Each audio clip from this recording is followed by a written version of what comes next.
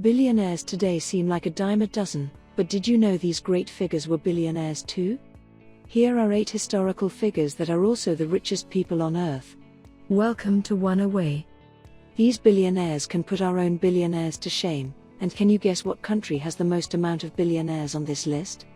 Before that, please give us a thumbs up if you like the video, and hit the subscribe button for our latest updates.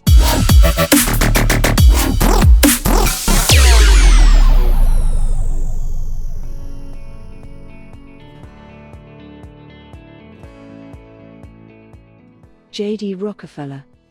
Though he died long ago in the year 1937, there is no denying that J.D. Rockefeller lived the American royalty. Rockefeller is a known name, and was known to have amassed an amount of $340 billion throughout his life, and he also lived to the age of 97, a remarkable feat during his time. He was basically the equivalent of a monarch on American, not British, soil. But he established a number of higher education posts also, as part of his philanthropy work. Many of the students of the University of Chicago as well as Rockefeller University owe a deal of respect to their philanthropic founder. The industries who know about Rockefeller also know that he made revolutions across different areas, such as petroleum and energy industries. Though the founder of Standard Oil from New York was able to amass his fortune, he also left a footnote for the rest of American history. Even today, the name Rockefeller is not always synonymous with industry innovation, as it is that side of paradise that many Americans want. William the Bastard. Though not a bastard to mean illegitimate, but a bastard in another sense.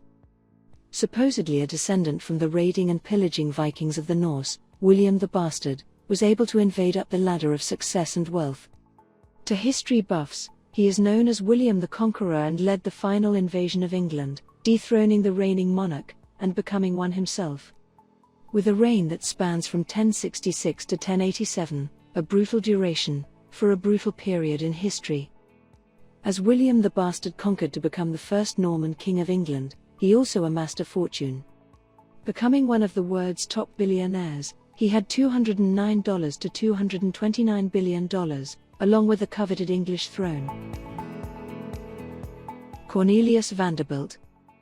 Though he got it a bit later in his business, supposedly after the American Civil War, Cornelius Vanderbilt amassed $185 billion from his expanded railroad empire. And an empire-like reign it was, one that many Americans remember. If not, you can ask Anderson Cooper from the CNN network, as he's also part of the Vanderbilt family.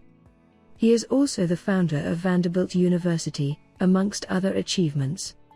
The name of Vanderbilt is not a name in America related to his wealth alone. But it's been a household name since the 1800s, and for a man that built a fortune for his family, and roads of travel for many Americans. Jacob Fugger. With a business that involved trading in Italy, and with silver and gold mining over in Bohemia and Hungary, Jacob Fugger is a rich man for his age. In this sense, Fugger's fortune is parallel to the great rise of wealth in the business hubs of Amsterdam. And this was important at the time, as aristocrats were usually the ones that held a lot of wealth. Old money, as it is often said. But this man from Augsburg, Germany, was able to hoard an equivalent of $221 billion. More than anything, the Fugger wealth alone was able to prove that through wits, a merchant can surpass an aristocrat. Of course, many in the modern world know this, but at the time, the conventions were hard to sway, especially amongst nobles. Jacob Fugger was among the very few who were able to accomplish that. Henry Ford. Very few have not known the name of Henry Ford, and the American industry that contributed progress to the world. But few know that an important thing that Ford made was the focus on manufacturing that was inexpensive. This meant that the masses could afford them, of course, but it meant that Ford's workers had to make do with more efficiency. And so, Henry Ford developed the concept of the assembly line, which made for a better system of manufacturing. Plus, it wasn't bad that Ford and the company issued higher wages to their workers, which helps in incentives to work. With the establishment of the Ford Motor Company, it trailblazed unto the many, and unto the world. The world owes Henry Ford, to some degree. But with his $200 billion in the bank, he probably was quite a happy man. Nikolay Alexandrovich Romanov. In Russian royalty, there is always a case for excellence, in this life and the life beyond.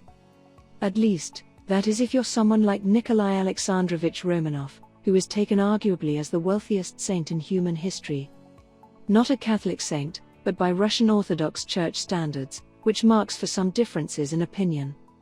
But, this is aided by the fact that many people considered the events of Nikolai or Tsar Nicholas II's death a particularly bad time in Russian history. At least, for those who loved the royal Russian family lineages. In 1918, both Tsar Nikolai and his family were executed. Thus, they are known as the last of the imperial line before Russia commenced their Great Russian Revolution. This is arguably the reason why he was placed in sainthood, and not because of the fortune he amassed, which amounted to $300 billion. Or was it? Musa I. Though Mansa Musa is arguably a legendary storehouse of riches, amounting to what is $400 billion, he accomplished this with a noble's hand. Born in 1280, Mansa Musa, or Musa I, was the emperor of Mali. Not only his fortune, which was vast enough, Musa also reigned until 1337. Considerably, this is a fairly long reign, which makes sense why he was able to amass a grand fortune throughout his lifetime. You can even consider that he topples the best billionaires of our current time. But, he was also a devout Muslim and was prompted to commit deeds that will bring benefit to his people. He was able to issue and construct numerous mosques and education centers in Africa, for example in Timbuktu.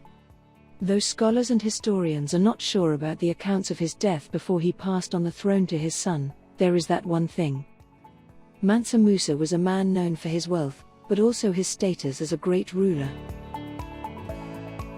Andrew Carnegie.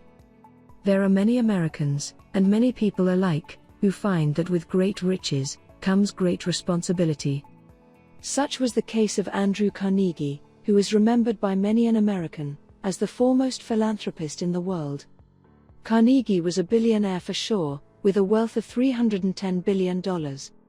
But, Carnegie lived with what most modern money gurus call the rich life. The rich life, to paraphrase author Ramit Sethi, isn't just about having money but knowing what to spend that money on. In Carnegie's case, he gave most of this fortune away in order to help other people. People who know of Carnegie know that he founded the Steel Corps in the United States of America, which he bought after many capital ventures.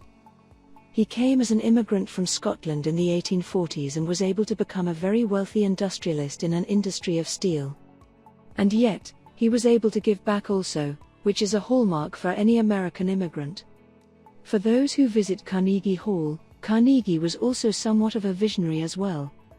If there was ever a picture of the American dream, Andrew Carnegie was that picture. Andrew Carnegie wasn't just a billionaire, he was a billionaire worth the name.